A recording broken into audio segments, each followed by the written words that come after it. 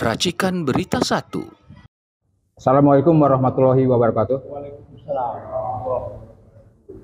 Ya sahabat semua, pada sore hari ini kita dari UI Watch ya, akan membincangkan dan mendiskusikan di antara rekan-rekan saya semua ini, yaitu ada Bang Rijal, sudah selamat datang juga dari Bandung ini, ya, Bang Rijal Fadilah yang sudah mungkin tidak asing dalam kalangan dunia YouTube gitu ya. Kemudian Bang Ishak Rais, Dr. Ishak Rais, Ishak Rafiq. Demikian juga yang selama ini selalu katakanlah mengulik berbagai isu yang berhubungan dengan persoalan ekonomi, politik juga begitu ya, dan kaitannya dengan hak asasi manusia juga. Nah, kesempatan yang membahagiakan ini, sore ini kita akan mencoba untuk membahas terhadap satu hal yang sebetulnya ini sudah berlangsung hampir 4 tahun lalu, Bang. Itu sekitar 2020 ya, Desember. Sudah hampir 4 tahun lalu, di mana 2 hari yang lalu sekira Habib Rizik Syihab ya kemudian bebas secara murni dari pengadilan. Jadi 4 hari yang lalu ya, hari Senin itu beliau langsung mengatakan bahwa persoalan KM50, di mana KM50 itu terjadi pembunuhan yang luar biasa, Bang. Pembunuhan yang luar biasa dari katakanlah laser-laser FPI, itu yang jadi korban adalah 6 orang. 6 orang, di mana 6 orang itu ya boleh kita katakan meninggal dengan sia-sia. Ya, karena dibunuh dengan cara yang sadis, kejam, dan tidak manusiawi begitu.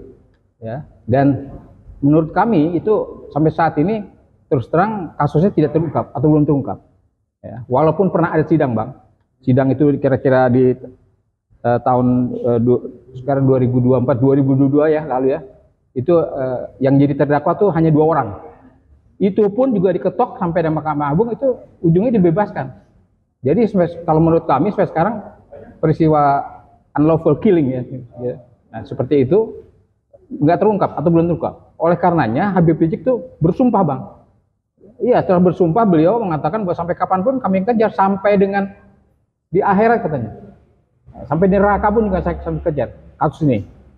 Nah, oleh karenanya kita membahas ke persoalan unlawful killing ini seperti apa dan bagaimana prospek penyelesaian hukumnya terhadap kasus ini, dan kita tetap berharap bahwa kasus ini akan bisa diusut kembali, Bang, diusut tuntas ya, seperti itu. Nah, saya minta persepsi ataupun pendapat dari rekan-rekan saya semua ini, mungkin dari Bang Rijal Fadilah dulu ya, kira-kira seperti apa pendapat? Atau Bang Ishak Rafiq dulu? Silakan Bang Rijal. Baik, terima kasih. Yang pertama tentu saja mabruk ya, selamat ke IBHRS ya. Betul. Beliau telah bebas Iya. Dan makbul apa yang menjadi harapan dan cita-citanya. Amin. Setelah spiritnya dikabul oleh Allah, ya, Amin. dimudahkan. Amin. Gitu. Dan kita tentu mengapresiasi bahwa spiritnya itu luar biasa, sampai menyatakan perang gitu kan terhadap pelaku penganiayaan atau pembantaian terhadap 6 pengawal ARS tersebut. Ya, saya kira proses peradilan yang waktu itu dagelan, itu hanya main-main saja. Saya setuju. Dan tipu-tipu bagi masyarakat yang sebenarnya semua tahu bahwa itu bukan. Ya, seperti kamu frase aja ya. Gitu kan, karena ada pelaku lainnya. Kalau zaman dulu, Bang, disebut peradilan sesat. Peradilan sesat. Ya. Betul. Itu Rechterlech Dwaling. Peradilan sesat. Sesat dan menyesatkan. Iya. Gitu, sesat dan menyesatkan. Solun muzilun. Ya, jadi sudah sesat ya menyesatkan. Saya kira itu realita yang kita baca. Itu adalah tanggung jawab rezim. Makanya apa yang dikemukakan Habib Rizik kemarin bukan hanya perang melawan para pelaku, tapi juga akan mengejar biang kerok. Iya. Ada bahasa biang kerok. Tuh. Ya, biang kerok itu pasti akan mengkerucut kepada aktor intelektualnya, iya, atau penentu kebijakan politik. Nah, itu yang paling penting, Bang. Kenapa kita sebut dengan kebijakan politik? Karena ini pembunuhan politik. Politik, ya. Ini pembunuhan politik yang ditarget tokoh politik, iya, gitu kan, yang kemudian berdampak kepada 6 orang yang dibantai tersebut. Vulgar sekali cara-cara. Sangat kalau kita sebutkan cara-cara pembantaiannya lah, gitu, iya, vulgar. Dan mengingatkan kita pada zaman komunis, Bang. Betul, betul. Kejam. Itu sebenarnya masih kita bisa kualifikasi seperti yang sering disebut itu syuhada itu. Oh, iya betul, Ya syuhada. kan, itu syahid itu. 6 syuhada, ya. Karena mereka sedang mengawal untuk satu tugas pengajian, gitu kan, tugas-tugas dakwah yang akan dilakukan oleh keluarga dari Habib Rizik. Jadi syuhada betul, gitu Iya, kan. betul. Dan dalam Al-Quran, wala taqulu lima yuqtalu fi sabilillah amwat bal ahya walaki la tashkurun. Jadi jangan kau bilang orang yang mati di jihad fisabilillah mati, tapi hidup. Ya. Hanya kau nggak tahu. Ya. Nah buktinya sampai sekarang masih hidup. Ya. Itu kasus ini nggak mati. Iya, walaupun udah 4 tahun yang lalu, Bang. Walaupun 4 tahun yang lalu, walaupun sudah ada pengadilan, walaupun sudah tersangka, tapi masih hidup ini. Membuktikan benar ayat Allah itu. Iya. Maka Habib Rizik menghidupkan kembali, ya, gitu kan, kasus ini. Dan betul, kita yang dahulu juga terlibat dalam proses di TP3, gitu kan, ikut serta. Saya kira akan membantu menghidupkan kembali kasus ini, ya, untuk mengejar seperti bahasa beliau, perang. Dan akan kita kejar sampai ke akhirat. Saya kira itu modal besar. Dan insya Allah itu kita sebagai bagian dari kaum muslimin yang juga prihatin atas kasus ini dan kekejaman rezim yang luar biasa serta dosa politik yang besar ini, ikut membantu mengejar dan terus menghidupkan dan untuk sampai mematikan lagi siapa yang bersalah. Karena perilaku unlawful killing, gitu kan, atau crime against humanity, ini harus hukuman mati. Kalau ada yang lebih tinggi dari mati, harusnya lebih tinggi, tapi nggak ada, gitu. Jadi ini adalah tantangan bagi kita, sekaligus semangat baru. Yang mati ada 6 orang, Bang. Yang bunuh nggak ketahuan, yang bunuh siapa? Yang bunuhnya yang harusnya dengan hukum mati. Yang nggak ketahuan sekarang. Yang matinya bal ahya, hidup. Mereka itu nikmat karena berjuang di jalan Allah, gugur, syuhada, surga. Tapi kita sekarang yang tanggung jawab atas peristiwa ini, apa membiarkan kezaliman, gitu kan? Atau kita membantu menegakkan keadilan? Saya kira ini tugas kita. Kalau yang meninggalnya sudah nikmat, syuhada, surga, tinggal kitanya sekarang. Ya mudah-mudahan ya, jadi melalui medium seperti ini ada spirit baru lah. Mari kita bantu, kita peduli, kita kejar juga pelaku dari pembantaian dan para bandit, gitu, mafia yang melakukan kejahatan luar biasa ini, Bang. Ya, ini kan, Bang, terhadap kasus-kasus seperti ini kan tidak lepas daripada pertama rezim, ya. Yang kedua adalah penyidiknya kita ini, ya, penyidik kita dalam hal ini kepolisian. Atau kalau kira-kira dengan situasi seperti ini, seperti sekarang ini, apakah kita masih bisa berharap bahwa kasus ini akan bisa kita ungkap kembali? Rezim ini kan masih hidup 2 bulan lagi, 3 bulan, ya kan? Optimalisasi harus kita kejar sampai Oktober. Tapi kalau Oktober juga tidak berhasil dan sudah turun, kejar terus. Begitu, Pak. Jadi maksudnya, Pak Juju, sekarang adalah kita optimalisasi. Tapi kalau tidak, tadi kejar terus sampai akhirat. Begitu kalau bahasa. Jadi para pelaku itu siap-siap aja, siap-siap ya. Karena ini, Pak, ada gumpalannya. Kalau saya bisa sebut ini gumpalannya Sambo, gumpalannya Fadil Imran, gumpalannya Dudung, dan mungkin juga gumpalannya Bin. Dan mereka masih ada semua itu. Ada semua, dan akan berujung ke Jokowi. Gimana Mas Ishak, kira-kira ada perspektif dari sisi politiknya seperti apa ini menghadapi situasi ini? Wah, ini sudah cukup lengkap sebetulnya Rizal Fadila ini. Ngomong udah sampai kepada Bin, Sambo, Jokowi, sudah sampai ke situ. Tapi ada sesuatu yang harus kita ingatkan, bahwa yang mati ini, 6 orang ini adalah rakyat Indonesia yang tidak salah apa-apa. Dia cuma mengantar Imam Habib Rizik menuju pengajian di pagi buta, dan dia dibunuh di tengah jalan dengan perencanaan yang luar biasa. Dan setelah pembunuhan itu, semua barang buktinya dihancurkan, dihilangkan, sampai rest area di kilometer 50,4 itu pun dihapus. Penghilangan barang bukti ini adalah kejahatan terhadap hukum, dan semua orang-orang yang bergerak dalam bidang hak asasi manusia harus menuntut ini. Orang-orang ahli hukum Indonesia harus menuntut ini, karena ini adalah perusakan terhadap hukum.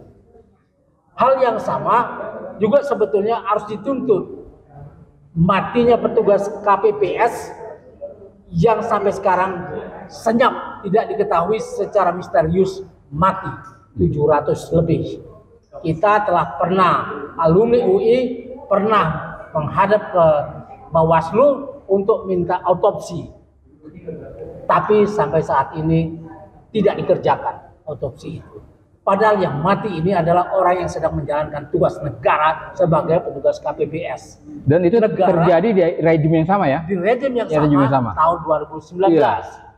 Nah, kita sudah menuntut itu, dan ini adalah kasus-kasus yang diabaikan. Semua gerakan kampus, gerakan hak asasi manusia, gerakan keadilan harus menuntut kasus ini sampai ke pengadilan yang benar. Begitu menurut saya. Jangan sampai kasus yang seperti ini akan berulang lagi, dan setiap kita berhadapan dengan rejim, dengan penguasa, kita tidak bisa mendapatkan keadilan karena polisi dan semua aparat hukum bekerja sama dalam kejahatan ini. Dan ini kerjasama dalam kejahatan tidak boleh di negara Republik Indonesia. Iya. Begitu. Ya, kejahatan by the state ya, kalau kita sebut seperti itu, memang sudah, sedang, dan akan terjadi lagi kalau rakyat tidak melawannya. Kita ini sebagai kaum intelektual kalau tidak menyuarakan suatu kebenaran terus menerus, maka ini akan terulang lagi, Bang. Ya kan?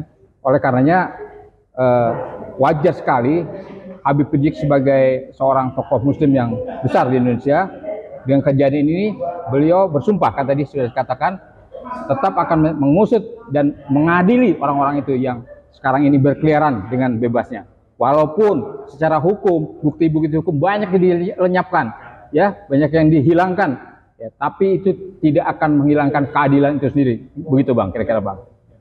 Jadi masih tetap optimis, Bang. Iya, Bang Rijal. Harus optimis kita. Ini tugas pemerintah sekarang masih punya waktu sampai 20 Oktober, Mas. Ada waktu untuk membuat kasus ini clear, dan sampai ke pengadilan dengan tuntutan keadilan. Jangan sampai mereka meninggalkan jangan kesan sampai kotor, meninggalkan aib ini sampai kepada presiden berikut. Kalau tidak diselesaikan oleh rejim ini, oleh Jokowi dan rejimnya dan kabinetnya, maka kabinet baru, presiden baru bertugas di awal pemerintahannya dalam 100 hari pertama mengkelirkan kasus ini. Baru bisa berjalan pemerintahan ini dengan baik, dengan mendapat legitimasi dari rakyat. Nambahan sedikit, jadi ini betul disampaikan Bang Ishak tadi. Ini husnul khotimah atau su'ul khotimah rezim ini. Saya menduganya sih tetap su'ul khotimah, gitu ya, bakal akhir yang jelek.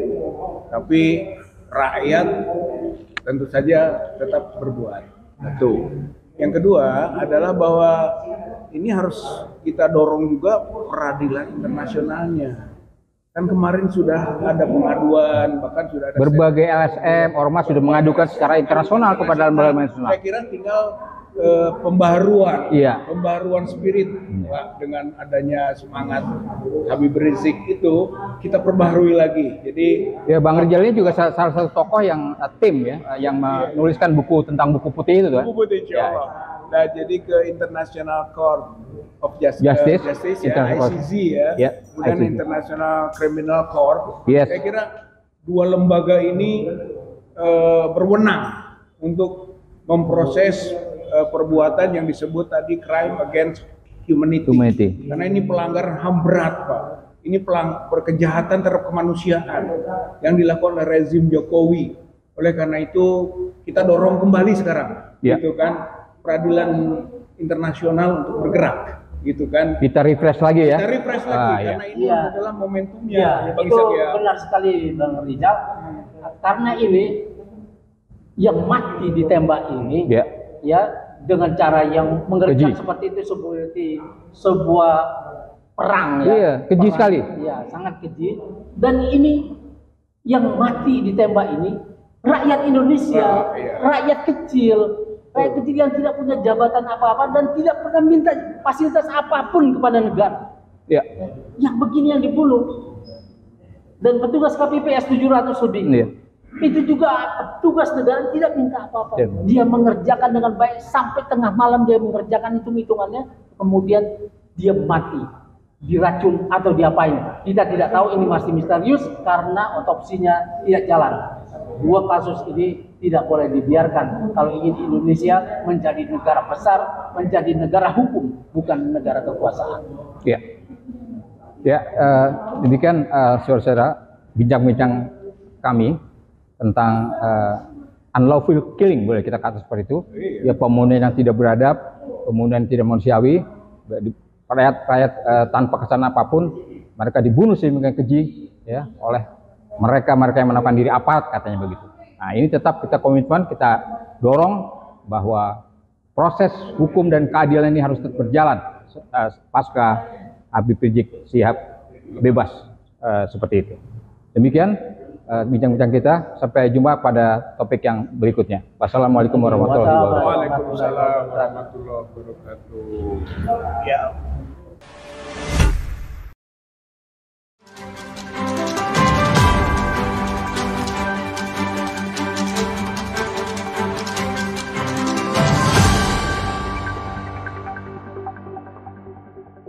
Racikan Berita 1.